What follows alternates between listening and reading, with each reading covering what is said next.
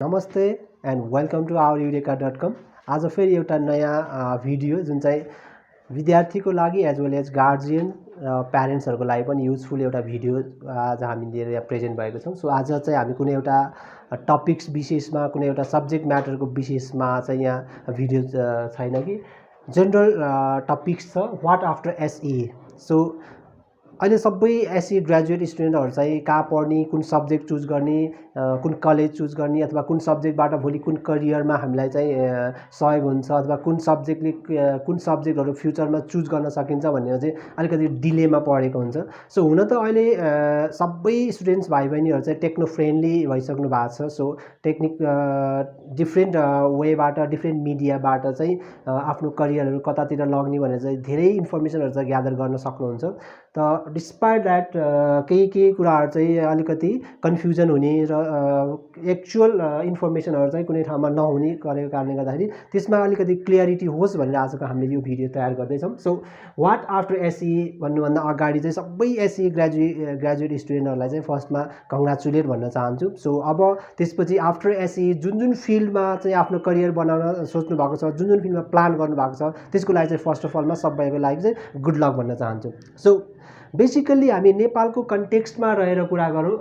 After एसई सकिसकेपछि चाहिँ जस्तो स्कुलमा चाहिँ हामीलाई त्यो प्रब्लम हुँदैन, हामी 9-10 क्लाससम्म जता पढे पनि एउटै कुरा हुन्छ। अहिले पछिल्लो समयमा चाहिँ टेक्निकल र नन टेक्निकल भनेर छुट्याएको छ, त्यसमा पनि खासै हामीलाई चुज गर्नलाई गाह्रो हुँदैन। सो एसई पछि चाहिँ डिफ्रेन्ट स्ट्रिमहरू छ, इन्टरनेसनल डिग्रिजहरू पनि छ नेपालमा। सो टेक्निकल कोर्सेसहरू छ जुन चाहिँ भोलि सक्ने साथै चाहिँ जब ओरिएन्टेड कोर्सहरू छ। सो त्यो हुँदाखेरि हामी कुन चुज गर्ने भन्ने चाहिँ अलिकति डिलेमा छ। सो त्यसो भए सबभन्दा फर्स्टमा एसई सकिसकेपछि हामीले चुज गर्न नेपालको कन्टेक्स्टमा चुज गर्न पाउने तीनटा डिफ्रेन्ट क्याटेगोराइज गरेको चाहिँ सेक्टरहरू छ। तीनटामा यसलाई क्याटेगोराइज गर्दाखेरि फर्स्टमा आउँछ यहाँनिर हाम्रो ए लेभल, त्यस्तै अर्को छ हाम्रो +2 लेभल एन्ड त्यस्तै गरी अर्को छ हाम्रो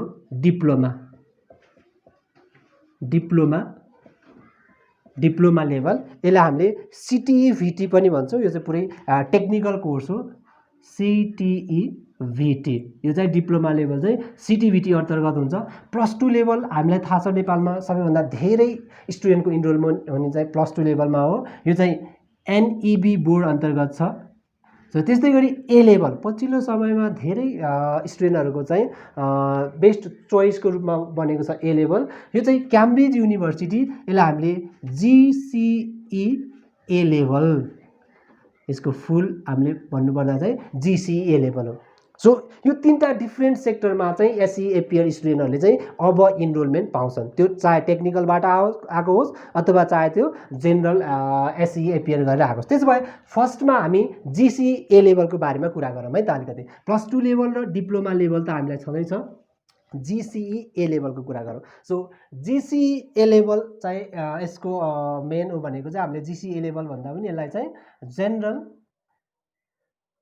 general certificate of education advance level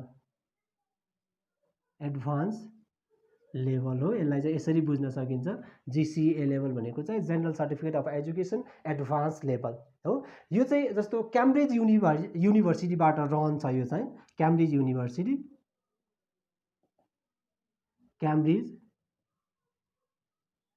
university जस्तो यसको सिलेबसहरू, यसको कोर्स डिजाइनहरू चाहिँ क्याम्ब्रिज युनिभर्सिटीबाट चाहिँ डिजाइन हुन्छ।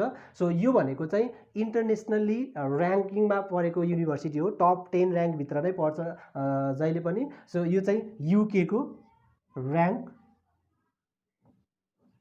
युनिभर्सिटी, ऱ्याङ्क पनि विदिन द टप 10 भित्र पर्ने चाहिँ युनिभर्सिटी हो। त्यसले चाहिँ रन गराएको प्रोग्रामहरू हो ए लेभल। सो ए लेभल चाहिँ यो नेपालमा मात्रै होइन कि ओभरअल 160 कन्ट्रिजमा छ। यो चाहिँ ओभरअल 160 कन्ट्रिजमा चाहिँ यो ए लेभलको प्रोग्रामहरू चाहिँ रन भइरहेको छ।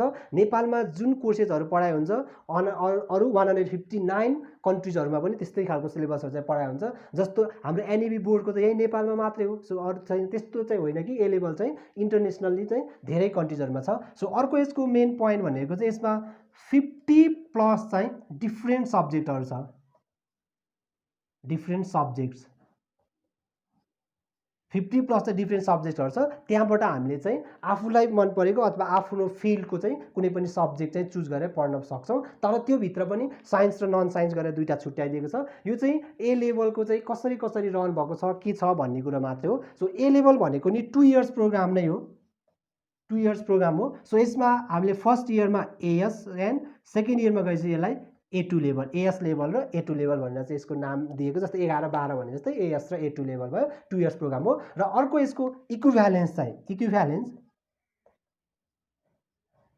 इक्विभ्यालेन्स विथ +2 अर डिप्लोमा, जुन अघि हामीले +2 लेभल र डिप्लोमा लेभल भनेको थियौँ त्यहीसँग इक्विभ्यालेन्स हो। सो ए लेभलमा जेनरल यसको बेसिक कुराहरू चाहिँ यो भयो। सो अब त्यसो भए इन्ट्री रिक्वायरमेन्ट के त ए लेभल पढ्नको लागि इन्ट्री रिक्वायरमेन्ट के हुन्छ? जस्तो हामीले थाहा छ हामीलाई +2 साइन्स पढ्नको लागि कुन सब्जेक्टमा यति, कुन सब्जेक्टमा C+, कुन सब्जेक्टमा D+ ओभरअल यति भन्ने ए लेभलमा खासै त्यस्तो म्यान्डेटरी केही पनि छैन। ए लेभलको लागि इन्ट्री रिक्वायरमेन्ट है ए लेभलकै हामी यहाँनिर हेरिरहेको छौँ। ए लेभलकै लागि चाहिँ रिक्वायरमेन्ट, यसको लागि चाहिँ इन्ट्री हुनको लागि कि यसको लागि चाहिँ धेरै इन्ट्री जस्तो युनिभर्सिटीले नै तोकेको क्राइटेरियाको चाहिँ खासै केही पनि छैन। जस्ट SEE इक्विभ्यालेन्सको जुनसुकै सर्टिफिकेट भयो भने त्यसमा ग्रेडहरूले खासै इफेक्ट गर्दैन। सो अब SEE इक्विभ्यालेन्स भने अरू के आउँछ त? जस्तो हामीलाई थाहा छ ओ लेभल थाहा छ, CBSE बोर्डहरू थाहा छ है। यो पास गरेर आइसकेपछि चाहिँ ए लेभलमा इन्ट्री पाइन्छ SEE को इक्विभ्यालेन्स जुन छ त्यसकोबाट।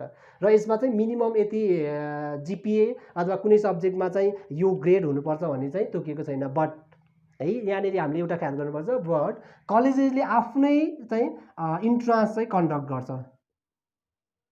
इन्ट्रान्सको मेरिट बेसिसमा विथ के त इन्टरभ्यू विथ इन्टरभ्यूको बेसिसमा कलेजले, किनभने SEE एपियर भएको सबैलाई चाहिँ ए लेभलमा इनरोल हुन चान्सेस कम हुन्छ नेपालको कन्टेक्स्टमा चाहिँ। किनभने इन्डिभिजुअल कलेजले आफ्नै इन्ट्रान्स चाहिँ कन्डक्ट गर्छ। त्यो इन्ट्रान्समा उसले जुनसुकै क्राइटेरियाहरू पनि राख्न सक्छ। जस्तो मेरो अथवा कुनै एउटा यक्स भन्ने कलेज छ, यक्स कलेजमा चाहिँ SEEमा चाहिँ लेट सपोज 2 भन्दा बिलो भएको, 2 GPA भन्दा बिलो भएको स्टुडेन्टलाई चाहिँ उसले इन्ट्री नदिन पनि सक्छ। त्यो कलेजको चाहिँ आफ्नो अथोरिटीमा डिपेन्ड हुन्छ। तर युनिभर्सिटीले चाहिँ त्यसलाई गरेको छैन। सो टिपिकल्ली यो ए लेभलमा इनरोल हुनको लागि मेरिट विथ इन्टरभ्यू र मेरिट बेसिस, इन्ट्रान्सको मेरिट बेसिसमा नै हो यसमा चाहिँ इनरोलमेन्ट हुने। सो त्यसो भएदेखि अब यसको इन्टेक चाहिँ कहिले हुन्छ त? इन्टेक भनेको नेपालको कन्टेक्स्टमा SEE को रिजल्ट कुरेर ए लेभल कहिले पनि बस्दैन है। जुनसुकै कलेजमा पनि SEE को after 1 week to 2 week, 1 week to 2 week after SEE चाहिँ सबै कलेजहरूले चाहिँ ए लेभलमा चाहिँ इन्ट्री गराइसकेको हुन्छ। उसले रिजल्ट चाहिँ कुरेर बस्दैन। उसले SEE भन्दा अगाडिकै रिजल्टहरूलाई बेसिस मानेर र आफ्नो इन्ट्रान्स फोकस चाहिँ यसले आफ्नो इन्ट्रान्सलाई बेसिस मानेर चाहिँ स्टुडेन्टहरूलाई चाहिँ इनरोल गराउँछ। उसले अरू रिजल्टहरू चाहिँ यसको पास आउट भइसकेपछिको रिजल्ट कुरेर बस्दैन। त्यो चाहिँ पछि डकुमेन्ट्सहरू सबमिट गर्ने प्रोभिजनल टाइपको चाहिँ के भन्छ यसलाई इन्टेक भनौँ न, प्रोभिजनल टाइपको चाहिँ इन्टेक लिएको हुन्छ सबै कलेजले। सो SEE को रिजल्ट आउँछ भनेर रिजल्ट आएपछि म ए लेभल पढ्न जान्छु भनेर कुरेर बस्ने चाहिँ होइन। नेपालको कन्टेक्स्टमा त्यो चाहिँ पाइँदैन है। सो अब यसको इन्टेक त यसरी भयो। अब यसमा कोर्सेसहरू के पढाइ हुन्छ? अब इन्टेक भइसक्यो त कोर्समा जानु पर्यो हामी। सो यहाँसम्म हामी ब्याकग्राउन्डमा थियौँ। अब कोर्सेसहरू हेरौँ है। कोर्सेसहरू पनि त्यति धेरै फरक त्यस्तो के न होला ए लेभलमा भन्ने त्यस्तो चाहिँ छैन। जेनरली ए लेभललाई साइन्स ग्रुप र नन साइन्स ग्रुपमा चाहिँ डिभाइड गरेको छ। एउटा छ साइन्स ग्रुप, अर्को छ नन साइन्स। एउटा साइन्स छ, अर्को नन साइन्स ग्रुप छ। अब साइन्समा पनि त्यही नै हो, फेरि साइन्समा पनि त्यही नै हो। एउटा छ यतापट्टि फिजिकल ग्रुप छ, अर्को छ बायोलोजी ग्रुप छ। फिजिकल ग्रुपले फिजिक्स, त्यस्तै गरी केमिस्ट्री र म्याथ है, एम भनेको चाहिँ म्याथ, यो तीनटा चाहिँ उसको कोर सब्जेक्ट हुन्छ, फिजिक्स केमिस्ट्री म्याथ। बायोलोजी ग्रुपमा फिजिक्स केमिस्ट्री बायोलोजी चाहिँ उसको कोर सब्जेक्ट हुन्छ, यो तीनटा चाहिँ कोर सब्जेक्ट हुन्छ। नन साइन्समा नेपालको कन्टेक्स्टमा यसले फेरि ओभरअल वर्ल्डमै भनौँ यसरी दुईटा क्याटेगोरीमा छ, एउटा म्यानेजमेन्ट छ, अर्को ह्युम्यानिटिज छ, म्यानेजमेन्ट र ह्युम्यानिटिज छ। सो म्यानेजमेन्टमा चाहिँ यसको कोर सब्जेक्ट भनेको अकाउन्ट छ, त्यस्तै गरी इको छ र बिजनेस छ, बिजनेस स्टडी भनेर अथवा बिजनेस सब्जेक्ट भनेर चाहिँ यसरी राखेको छ। त्यस्तै गरी ह्युम्यानिटिजमा आफ्नै छ, सोसियोलोजी साइकोलोजी इङ्ग्लिस भनेर छुट्टै सब्जेक्टहरू राखेको छ। र यो सबै जुन सब्जेक्ट चुज गरिसकेपछि पनि एउटा जेनरल इङ्ग्लिस पेपरको चाहिँ इक्जाम एटेन्ड गर्नुपर्ने हुन्छ है। यसरी साइन्स ग्रुप एउटा भयो, साइन्स ग्रुपमा यसरी कम्बिनेसन छ। सो नन साइन्स ग्रुपमा म्यानेजमेन्ट र ह्युम्यानिटिज छ। धेरै चाहिँ नेपाल कन्टेक्स्टमा साइन्स र म्यानेजमेन्टको चाहिँ कोर्सेसहरू चलिरहेको छ अन्डर द ए लेभल।